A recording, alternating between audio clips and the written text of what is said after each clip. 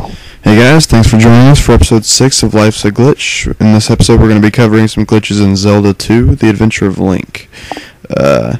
Basically, you just start off your game like you normally would, and you work your way towards the point in the game in which you obtain the fairy spell, which allows Link to transform into a fairy and fly around the screen.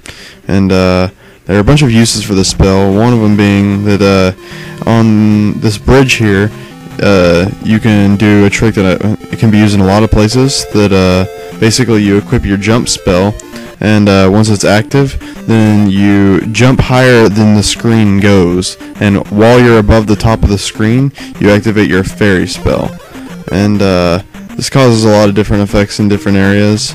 In this one, it pretty much just causes you to fall back right down where you were at, but the odd part in this one is that wherever you fall, that's where Link respawns. So you can actually get glitched into a cycle of death if you do it in the wrong spot. But it's not too difficult of a glitch to do. Getting the equipment to do is the hard part, I'd say.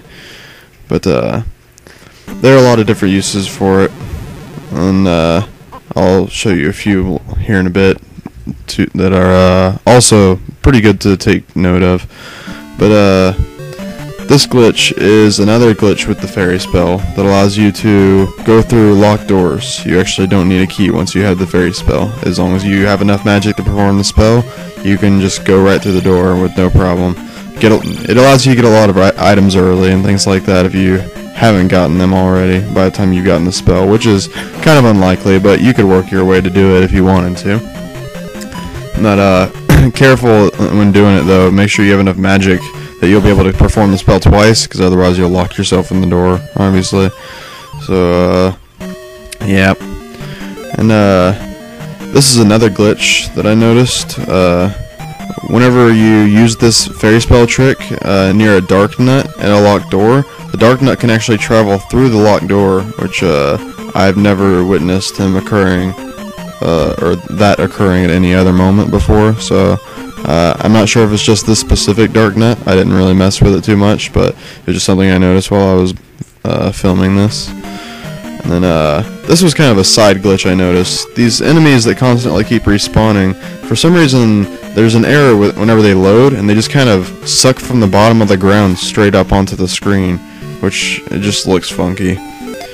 But this is probably the most interesting glitch with the fairy spell. Basically, you activate your jump spell in the town in the mountains right after you get the raft and go through the cave, and you use it to get on top of the roofs here. And once you're on top of the roofs, you do the trick from earlier and activate your fairy spell above the map, and it comes back down. The color palette's completely changed, and if you talk to the civilians, they're actually civilians from the town previous to this one, just outside the cave you traveled in recently. And if you head out the right side of the map, you'll actually end up in the ocean and will not be able to move.